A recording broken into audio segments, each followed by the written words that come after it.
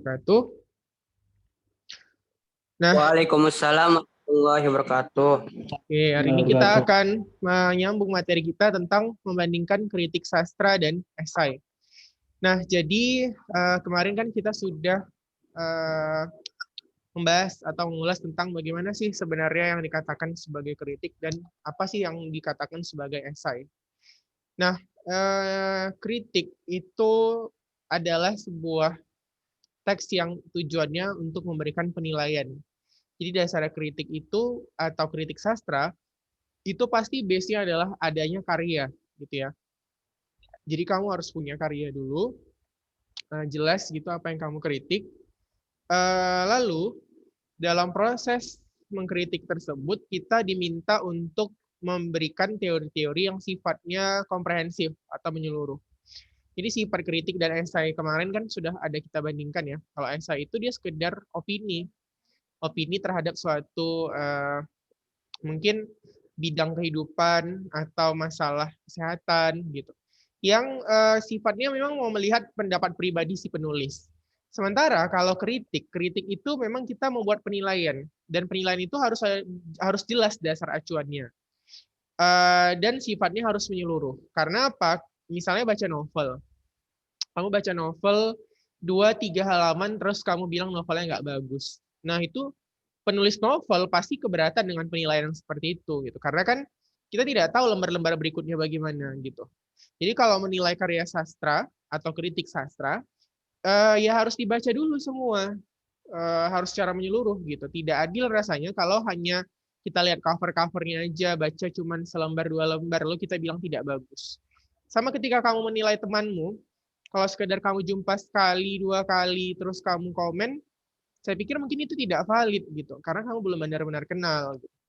Nah, terus esai itu beda lagi. Esai ini karena dia sifatnya hanya ingin melihat pendapat si penulis, dia hanya mengambil satu bagian kecil atau sifatnya parsial terhadap satu bidang kajian.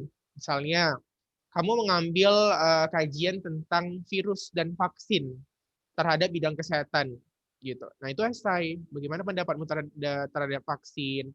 Bagaimana pendapatmu mengenai perkembangan virus dan sebagainya? Nah, itu namanya esai. Nah, ini. Uh, dalam proses menilai karya melalui kritik dan esai, kita diminta pertama tuh untuk membandingkan dulu mana yang kritik sastra, mana yang esai. Lalu menyusun kritik dan esai tersebut. Setelah disusun, barulah kita analisis sistematika dan kebahasaan kritik esai tersebut. Yang terakhir baru kita mengkonstruksi kritik dan esai. Nah, tujuan pembelajaran hari ini adalah pertama kamu diminta untuk mengidentifikasi unsur kritik dan esai. Kenapa bagian itu saya putihkan? Karena ini menjadi topik utama atau bagian pembahasan yang bakal menjadi inti dari tujuan kita selama 2 minggu ke depan. Jadi yang penting sekarang ini kamu tahu dulu mana yang kritik, mana yang esai. Lalu yang kedua, membandingkan kritik dengan esai berdasarkan pengetahuan dan sudut pandang penulis. Gitu ya. Selanjutnya, di sini yang keempat kamu bisa lihat ada sebuah gambar ya. Bisa terlihat nggak gambar?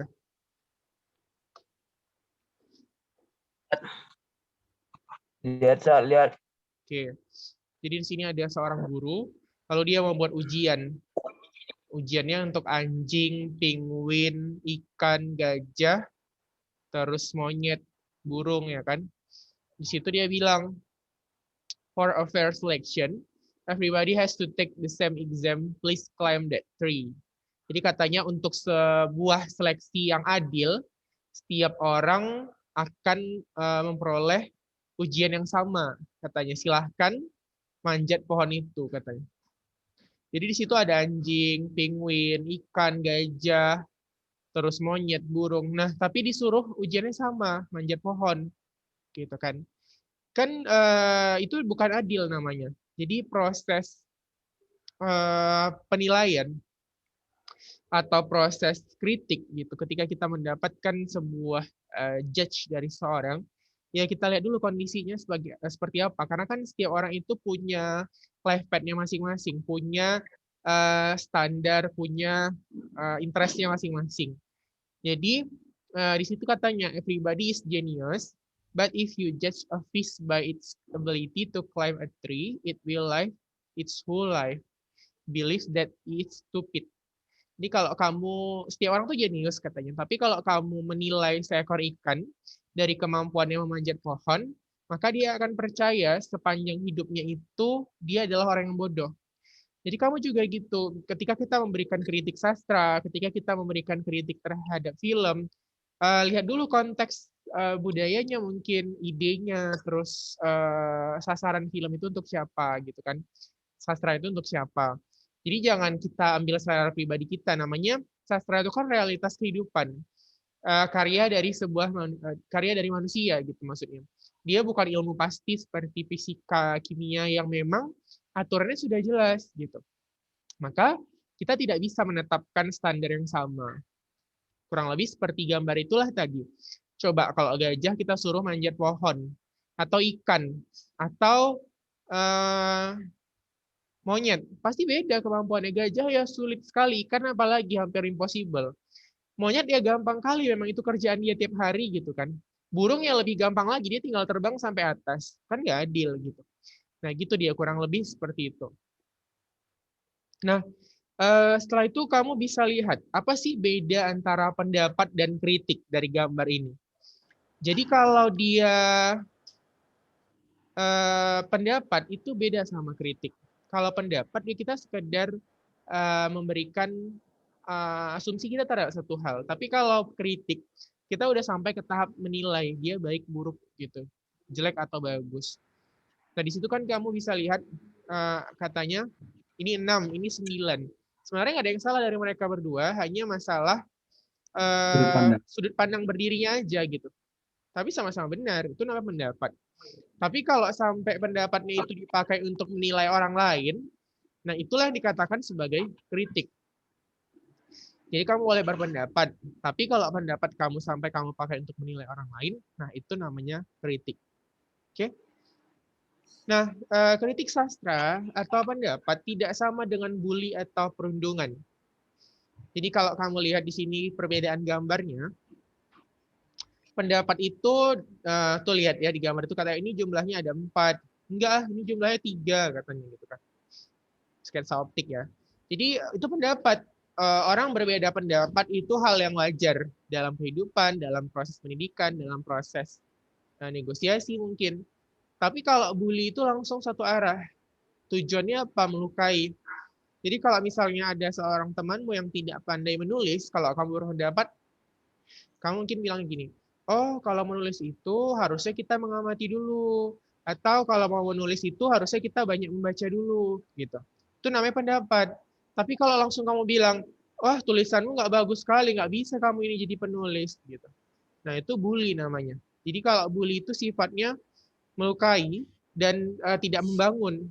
Tapi kalau pendapat, dia sifatnya membangun. Itu bedanya. Jadi beda opini, esai, sama kritik itu beda. Kalau opini itu sekedar pendapat, kalau kritik itu pendapat yang dipakai untuk menilai. Tapi di sini pun menilainya itu tetap harus didasarkan pada teori-teori. Kalau kita tak didasarkan pada teori, itulah yang namanya bully. Menurut kamu aja jelek, menurut orang lain kan belum tentu. Misalnya ada temanmu, dari segi fisik dia hitam, maksudnya warna kulitnya agak gelap. Terus kamu bilang kamu jelek, itu kan menurut pandanganmu. Tapi coba dia ke Brazil sana, mungkin yang kulit-kulit yang eksotis seperti itu yang menjadi primadonanya gitu kan. Nah jadi seperti itu, jadi kita tidak bisa menjadikan pendapat kita itu sebagai dasar penilaian. Karena memang setiap penilaian itu, setiap orang itu punya standar dan alasannya masing-masing. Nah, di sini ada sebuah video tentang masalah pendidikan Indonesia. Sebentar ya, biar saya putar.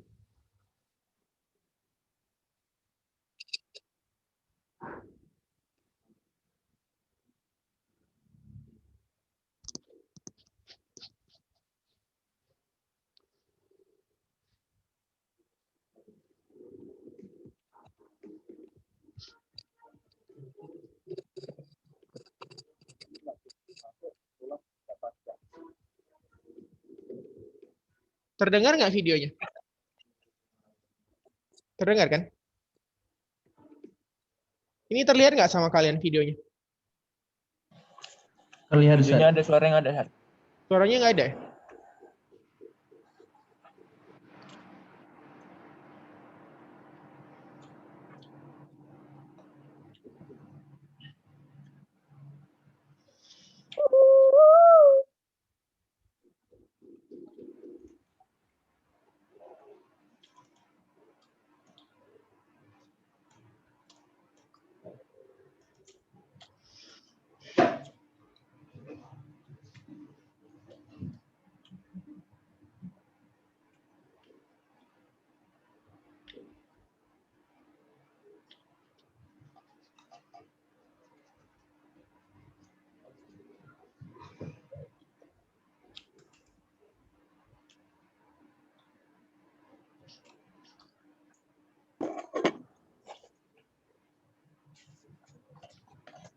Kalau gini masih ada. Waktu saya jalankan memang suaranya nggak keluar ya? Kecil, Sat. Kecil tapi ada kan? Ada. Nggak dengar suaranya, Sat. Gambarnya aja sih. Dengar.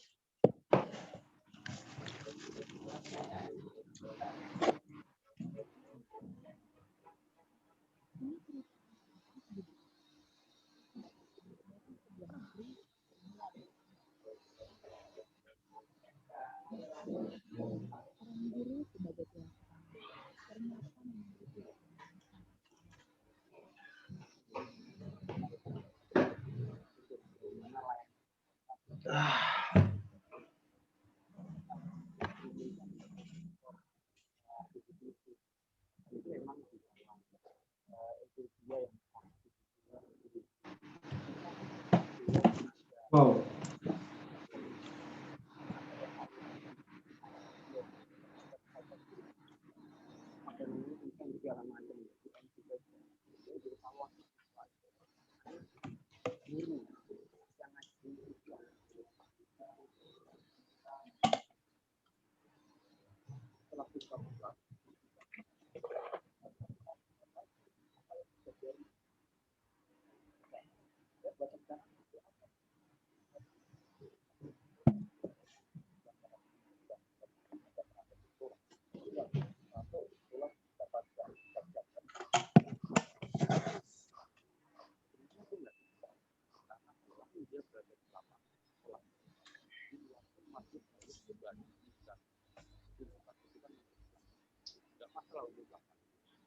Saya pikir kalau kualitas guru itu sudah sangat meningkat, tapi sinkron harus ajar itu berbeda.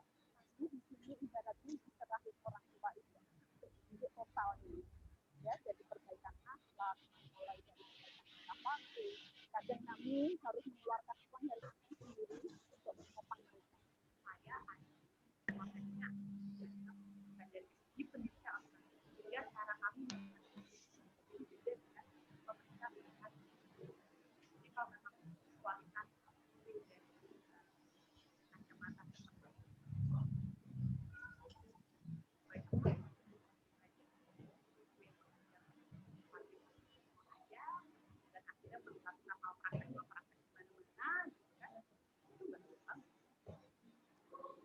di sisi lain, siswa tidak bisa dapat tempat sendiri materi akademis ketika beban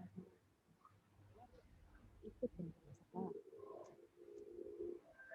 Orang tuanya yang dalam kondisi yang tertekan, berarti kami memberikan mungkin 20-50%. Kalau misal siswa, kepribadian siswa itu tidak memenuhi standar, kami akan sampai menunjukkan akan kita dalam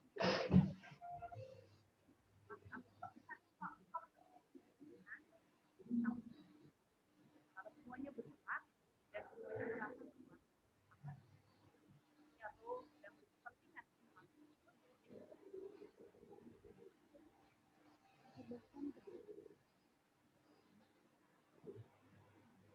kepedulian dan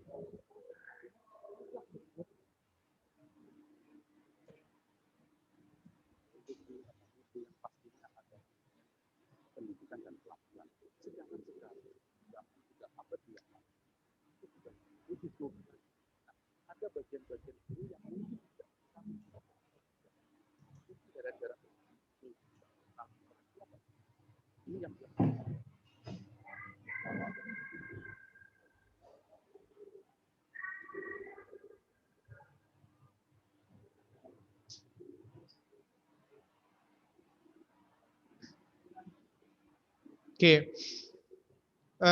Jadi itulah yang disebut sebagai opini ya. Jadi tadi kita bisa lihat dari video tadi, di situ ada dua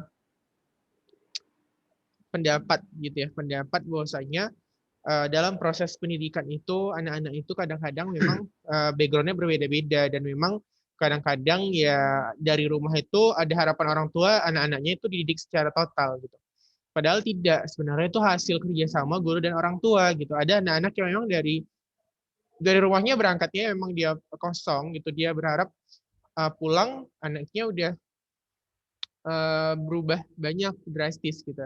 Nah itu yang ekspektasi saya pikir terlalu berlebihan karena memang dalam proses mendidik manusia itu tidak seperti reaksi kimia yang cepat gitu. Nah itu bentuk opini gitu. Jadi ada beberapa yang pendapat tadi kamu bisa lihat itulah bentuk teks opini. Jadi opini itu katanya tadi kan stop tuduh-tuduhan tentang masalah pendidikan. Kalau kita semua merasa punya peran, maka things will change katanya tadi. Jadi kalau kita memang benar-benar merasa berkepentingan gitu, jadi nggak mesti oh dia bulat-bulat diserahkan ke gurunya gitu ya. Jadi memang orang tua, tetangga, mungkin teman itu semua berkontribusi sih sebenarnya dalam pendidikan seseorang gitu. Nah, kurang lebih seperti itulah bentuk dari opini. Nah, ini satu lagi saya kasih video. Ini bentuk, coba kalian lihat pendapat kalian tentang video ini.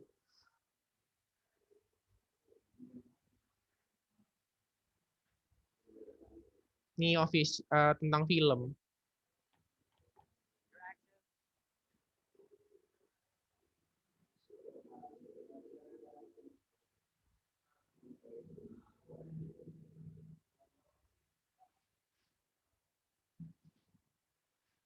Nah ini.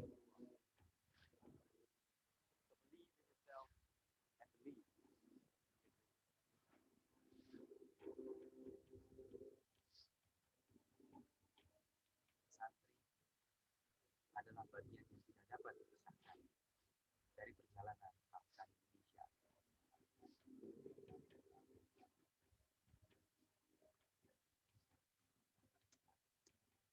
Pada hari saat enam terbaik di antara kalian akan terpilih untuk berangkat dan bekerja di Amerika buatlah negara dan agama berkembang.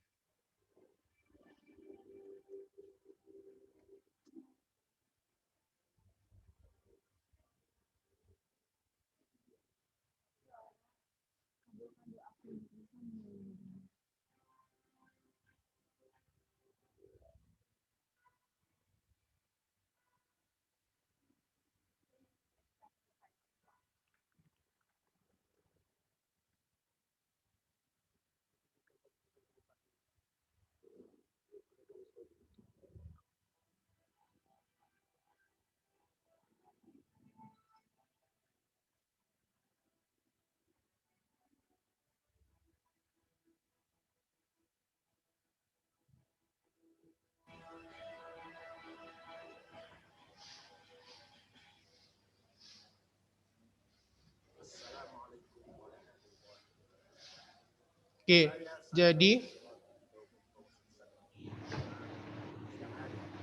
di situ kita bisa kasih pendapat ya. Kira-kira bagaimana sih pendapat kalian sama film itu? Ada nggak yang bisa kasih pendapat? Coba sih, punya nggak usah saya suruh lagi gitu. Coba Akmal Rido, kira-kira apa sih pendapat kamu sama cuplikan film tadi?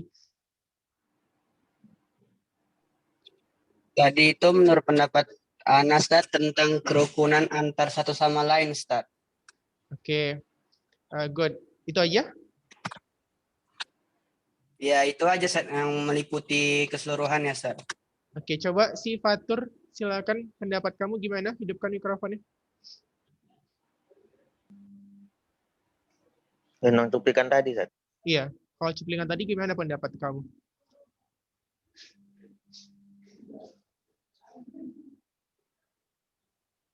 Karena kurang dapat itu, Sat. Karena ngelek-ngelek di sini, Sat. Oh gitu. Oke, coba Jaringannya. si Putra lah, Putra. Silakan Put, hidupkan mikrofonnya. Putra.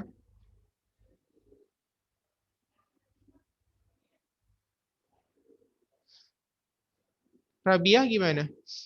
Rabiah Arai. Gimana Sat? Pendapat? Dari yang Anda lihat sih kayak ada di akhir video tadi yang mengenai ada 2 orang yang berjilbab ngasih makanan ke gereja. Nah, Itu tuh kayak toleransi aja gitu Sat. Maksudnya kayak mungkin orang-orang berpendapat kalau misalnya warga di pesantren itu, warga di pondok kayak berpikiran bahwa mereka tuh semuanya ekstremis gitu Sat. Maksudnya kayak agamisnya tipenya ekstremis, tapi kenyataan nggak gitu. Ya ditandai sama sama toleransi si orang pesantren tadi ngasih makanan ke gereja sih Sat, dari situ Sat. Oke, good. Pendapat kalian sebenarnya semuanya sudah bagus gitu kan.